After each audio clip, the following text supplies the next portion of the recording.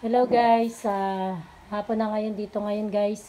Chine-check ko yung mga rabbit namin kung anong lagay nila. Pinakamonitor namin kasi guys, meron kasi guys nagkaroon ng halak saka yung sipon sa rabbit guys. Humahalak naririnig namin na umaano to. Itong isang back namin guys. Kaya kanina guys, ang ginawa namin, pinakain namin siya ng oregano guys. Ito yung gamot pagka may sipon at halak yung rabbit guys, oregano. Yung herbal guys. Ayan. So ito guys yung gamot. Kaya chine-check ko sila ngayon kung okay lang sila. Kasi guys hindi na iiwasan yung minsan matamla yung rabbit. Kaya chine-check ko sila ngayon guys. Ito binigyan din namin to guys ng oregano eh. Matamlay din kasi siya. So ayun naman yung iba. Okay naman yung iba guys. Konti lang yung nagkaroon ng halak sa sipon. Basta guys, ito sinashare ko lang sa inyo yung pinapainom namin, yung pinapakain namin sa kanila na herbal. Oregano guys. Ano. Kung kilala nyo guys itong herbal na to, oregano yan guys. Sinecheck ko tong mga ibang rabbit. So namamahinga lang sila guys. Mga tulog, tanghali, hapon na, medyo hapon kasi dito guys eh. Medyo makulimlim nga guys ang panahon pero mainit naman.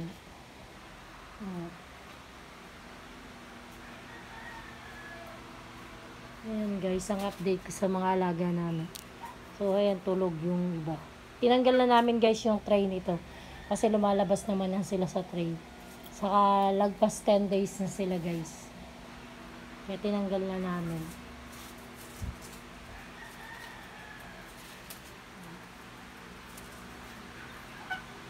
Ito din guys, tinanggal na rin namin to sa tray.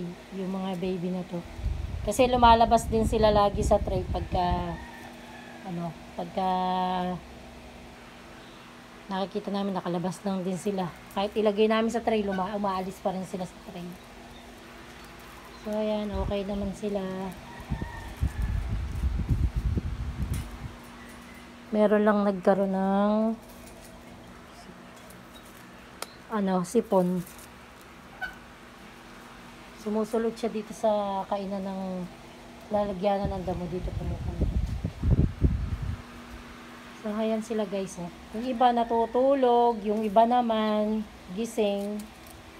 Yung mga natirang damo kagabi, kinakain nila. So, mamayang 5 PM guys, lalagyan namin sila ng damo. Ayan, ganyan lang sila guys. Uminit na naman guys. So, kanina makulit na rin. Pero ngayon, uminit na naman.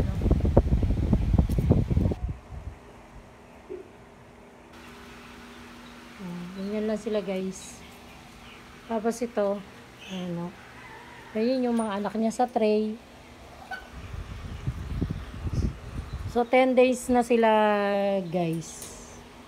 Ayan puro yung anak niya, itim, tapos brown. Nagmana rin sa ina. Ayan guys. Ganun lang guys, lagi lang yung i-monitor yung alagang rabbit. Kasi kailangan din talaga na laging nakabantay, nakasubaybay. Para na-check natin sila kung meron silang sakit o matamlay sila guys. Ayan, ito naman yung mga ulila guys. Masisigla naman sila. So, napalaki namin sila guys. Ayan malaki na nila guys. Akala nila kakain na. Mamaya pang hapon guys. Mga alas 5 pa. Akala nila magbibigay na ako ng pagkain. Makabang na sila Makabang na sila sa pagkain. So ito naman guys, buntis to. Dapat November 4 pa siya manganganak, pero nilagyan na namin siya ng tray. Minsan kasi guys, pagka pagka minsan mas maaga nanganganak ng rabbit guys. Mas napapaaga minsan. Kaya nilagyan na rin namin siya ng tray.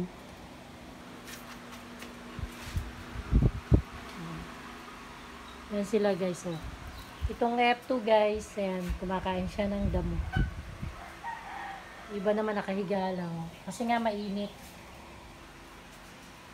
Ganyan lang sila guys sa tanghali. So ito guys yung gawin na to kasi dalawa lang yung electric fan.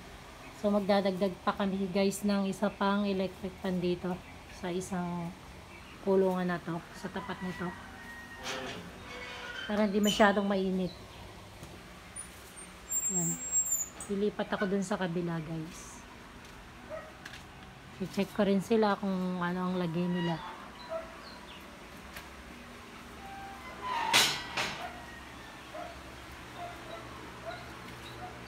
So, yan. Okay naman sila, guys. Mga namamahinga lang. Okay naman. Ito, ano pa to eh. 22 pa to. Matagal pa yan. Mga anak.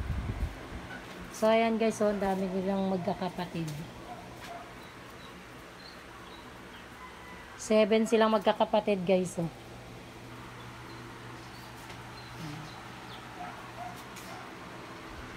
Ganyan lang sila, mga namamahinga.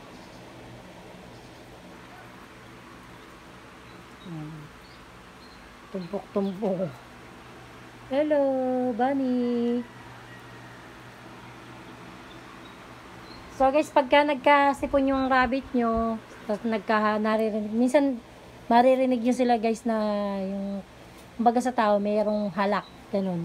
Ito guys, oregano yung ipakain nyo sa kanila guys. Kinakain naman nila guys yung oregano. Yan.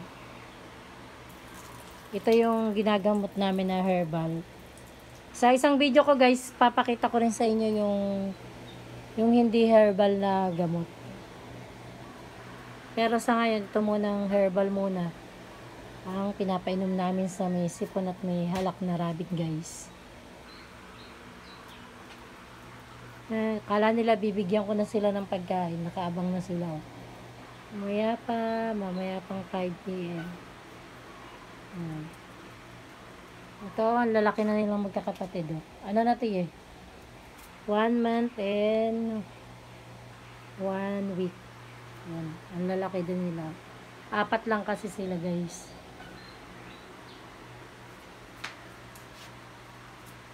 Yan. Yan sila guys. Tapos ito, nilagyan na rin namin to guys ng tray. Kasi November 4 yung ano ng panganganak niya. Kaya nilagyan na namin siya ng tray. Nagsasalay-salay na siya. Naglalagay na siya ng damo. Yan. Naglalagay na siya ng damo rong kanina. Kaya naglagay na kami ng tray para pagka manganganak na siya, doon na siya manganganak sa tray niya guys. So ito naman, tulog naman yung dalawang baby nung rabbit na to. Ito, nakaabang din sila guys. Ayan, mga nakaabang din sila. Natatakaw to eh. Oh. Abang na sila sa pagkain. Akala nila bibigyan ko na sila ng pagkain. 4 naman to guys na magkakapatid. Ganyan lang sila guys sa pagtanghali. Yan, mga nakahiga lang karamihan sa kanila. Kasi nga mainit. Ngayon yung dalawa. Yan guys, yung isa pa. Palomino to guys. Itong inahin na to. Ang laki niya, palomino.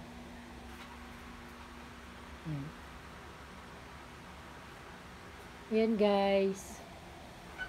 Napakita ko lang uli sa inyo yung mga alaga naming rabbit. At sinare ko lang sa inyo yung pinapainom naming gamot.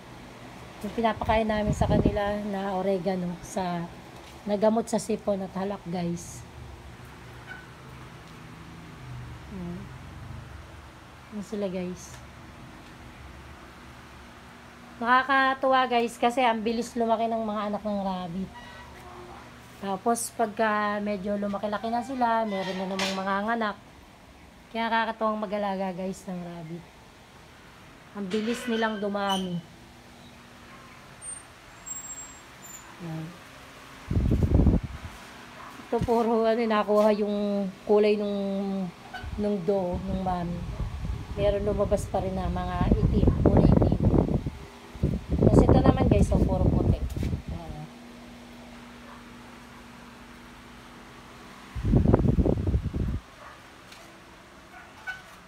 Yan yung F2.